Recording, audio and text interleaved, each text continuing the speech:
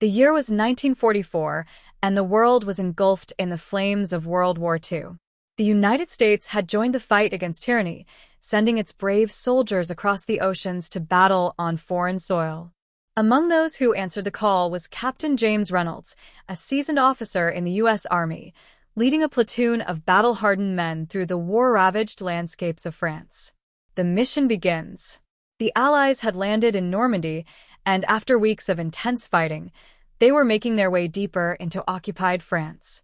Captain Reynolds and his men were tasked with a crucial mission: to secure a strategic bridge that the Germans were using to transport supplies and reinforcements.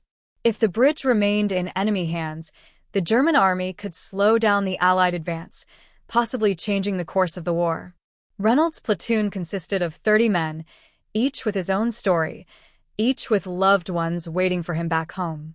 There was Sergeant Paul Carter, a fearless fighter with an unshakable resolve, and Private Daniel Hayes, the youngest of the group, eager to prove himself in battle.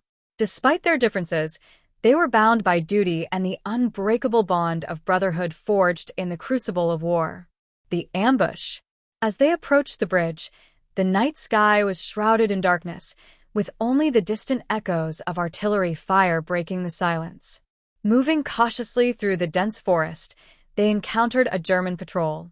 A brief but deadly firefight erupted, leaving 2 American soldiers wounded and several Germans dead. Captain Reynolds knew that the element of surprise was lost. The Germans would now be on high alert, expecting an attack. He quickly devised a plan. Half of his men would create a diversion, drawing enemy fire, while the rest would flank from the east and attempt to seize control of the bridge. The battle for the bridge. At the crack of dawn, the assault began. The Germans, well fortified and determined to hold their ground, unleashed a hail of bullets. Machine gun nests opened fire, and mortars rained destruction upon the battlefield. The air was filled with the deafening sounds of gunfire and the cries of the wounded. Sergeant Carter led the diversionary attack, charging forward with his men. Bullets whizzed past, some finding their mark, but Carter pressed on, rallying his troops with unwavering courage. Meanwhile, Captain Reynolds and his flanking team moved swiftly through the trenches, taking out German sentries with precise shots. As they reached the bridge, the Germans detonated explosives, attempting to destroy it before it could be captured. A massive explosion sent debris flying in all directions, and a thick cloud of smoke enveloped the battlefield. Miraculously, the bridge remained partially intact, though heavily damaged. The final stand. With time running out and reinforcements nowhere in sight, Reynolds and his remaining men launched a desperate assault. Grenades were thrown, rifles fired, and hand-to-hand combat ensued as the Americans fought their way to the center of the bridge.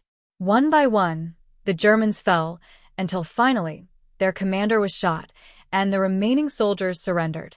The bridge was theirs. The aftermath. The cost of victory was steep. Many brave men had fallen, their sacrifice etched into the annals of history.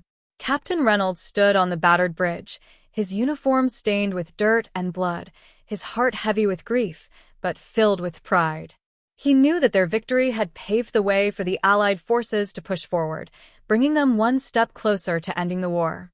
Back home, in towns across America, families would mourn their lost sons, brothers, and fathers.